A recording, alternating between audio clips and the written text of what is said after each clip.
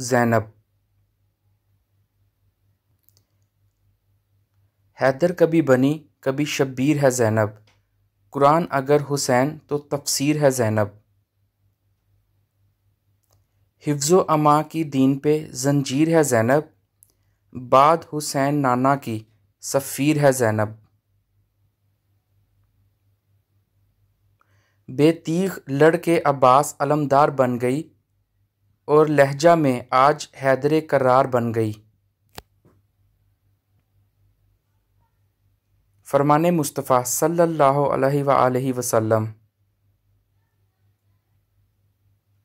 जिसने इन दोनों हज़रत इमाम हसन और हज़रत इमाम हुसैन से मोहब्बत की, उसने मुझसे मोहब्बत की, और जिसने इनसे दुश्मनी की, उसने मुझसे दुश्मनी की। हमारी मज़ीद इस तरह की वीडियोस के लिए हमारे चैनल को सब्सक्राइब करें और बेल आइकन पर ज़रूर क्लिक करें।